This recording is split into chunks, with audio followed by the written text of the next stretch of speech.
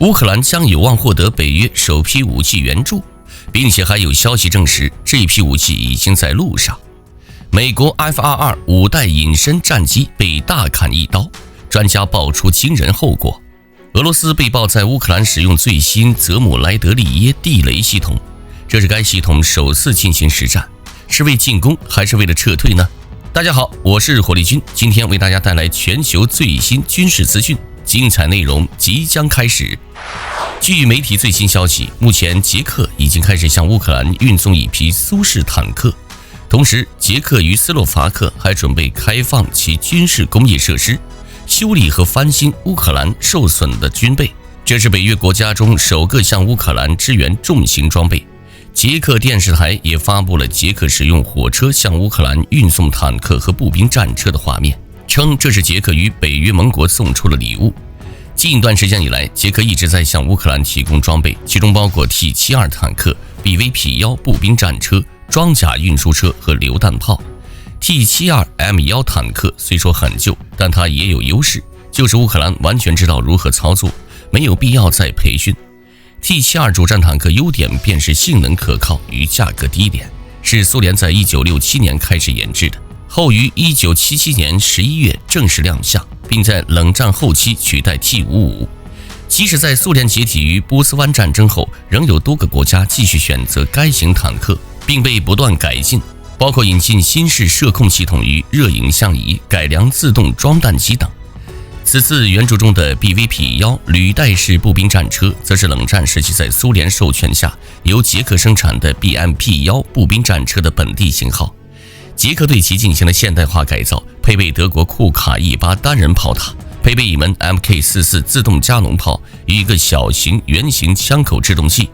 即便如此，北约仍然担心在俄乌激烈交战的情况下，西方武器和弹药供应远远不能满足乌克兰需求。一名波兰资深官员说，乌克兰在1天内使用的武器数量相当于1周内收到的武器数量。而乌克兰认为，想要取得胜利，不仅需要依靠战斗精神，还需要好用的武器，包括重型武器、火炮、防空和反舰导弹等。而北约也在近2天的会议上讨论向乌克兰运送更多武器的问题。关于乌克兰获得北约首批重型装备的资讯就到这里了。下面是关于美国空军 F-22 遭大砍一刀的最新资讯。早在去年5月份，美国空军参谋长便公开表示，将从2030年开始逐步退役 F-22。虽然这句话还没有落地，计划就改变了。去年11月，美国空军与洛马公司初步达成协议，这份协议的主要内容是为 F-22 进行全面升级，要让 F-22 的航电和信息化程度达到 F-35 的水平。可就当所有人认为美国空军不愿放弃 F-22 的时候，计划再次改变。近日，美国空军向国会提交的2023财年预算申请中，有一条是关于 F-22 战斗机的，那就是美国空军是计划在明年退役33架 F-22 战斗机。这批预计提前退役的战机属于训练单位使用、缺乏升级的 F-22 Block 20。在第一线的 F-22 Block 3035不断获得新能力之下，战训衔接速度已经受到影响。飞行员进入部队后还需大量训练才能形成战力。然而升级 F-22 Block 20费用又太过于高昂，所以美国空军才希望将这批战机提前退役，然后将部分 F-22 Block 3035转为训练之用，而节省下来的预算则可以用于研发 F-22 的后继者，也就是下一代空中优势。然而，美国智库指出，目前美国现有186架 F-22，其中60架用于训练，剩下的126架以现行妥善率约 50% 来算，只有63架能执行作战任务。即便美军有能力在战时将妥善率提升至 80%， 但在执行作战任务时，也仅只有1/3能够出现在战场，其他1/3返回基地进行弹药与燃料的补充。最后1/3则是处于往返战场的途中。因此，美国智库警告，即使将训练用的 F-22 总数减少至60架以下，在退役33架 F-22 并套用同样的运作模式后，就算美军全面动用 F-22 机队，也顶多只能确保有27架 F-22 随时出现在战场上，数量少得可怜。但是 F-22 战机退役后，美国空军又将迎来新的问题，就是由谁来填补空军尖端作战实力空白这一难题。虽说美军在退役33架 F-22后会选择采购24架 F-151X 战斗机，但这并不能弥补 F-22提前退役造成的战力损失。而美军下一代空中主战装备项目又不是一时半刻就能搞出来。另外，除了退役33架 Block 20型 F-2 战斗机外，美国空军还提出要在2026年之前退役所有的 F-15CD 战斗机，同时在2023财年退役26架 F-16CD 战斗机、21架 A-10攻击机和半数现役 E-3 预警机等近200架战机。在未来几年内，如果美军完成其新老战机的更替计划，将有更多技术水平更先进、作战能力更高的空中装备投入现役，大幅提升美国空军的作战水平。具体美国将会以何种对策来应对，让我们拭目以待吧。关于美军 F-22 遭大砍一刀的资讯就到这里，下面是关于俄罗斯首次使用新型武器系统的最新消息。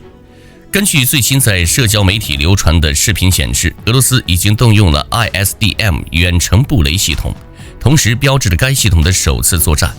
据称，目前已有2辆部署在哈尔科夫州。这种新型车辆旨在通过大块地形上使用爆炸性地基弹药来启用或限制敌军的移动。泽姆莱德利耶布雷系统由 NPO Splav 研究和制造协会所研发，在设计上类似于多管火箭筒系统，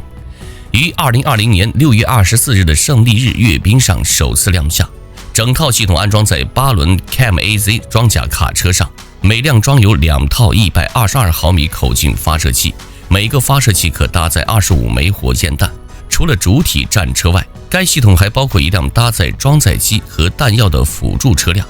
由于整套系统的发射器是模块化的，因此不需要像传统火箭弹一样一发一发装弹，而是将整个发射器更换，在战场上实现快速换弹。不仅如此，地雷的类型可根据战场的形势做出选择，可搭载针对作战人员或坦克的不同地雷，然后几分钟内在距战车5到15公里的任何地方设立一个雷区。ISDM 远程布雷系统搭载的火箭弹可以根据配备的卫星导航系统设置飞行轨迹，同时根据日内瓦公约，每个地雷都配备了自毁装置，设立的雷区不会永久存在，在一段时间后会在没有人为干预的情况下自动停用。不仅如此，还可以控制为友军开设通道，所有地雷都可控制。在俄罗斯军方的设想中， ISDM 远程布雷系统将和重型火焰喷射器系统 TOS-1A 组合使用。首先用 ISDM 远程布雷系统设立一个地雷包围区域，一旦敌人进入包围区域就会被困住，然后就只需要 TOS-1A 发射燃烧弹和温压弹进行洗地。敌人在这样的情况下根本不可能幸存，就算侥幸躲过了高温的灼烧和压力的急剧下降，也很难走出雷区。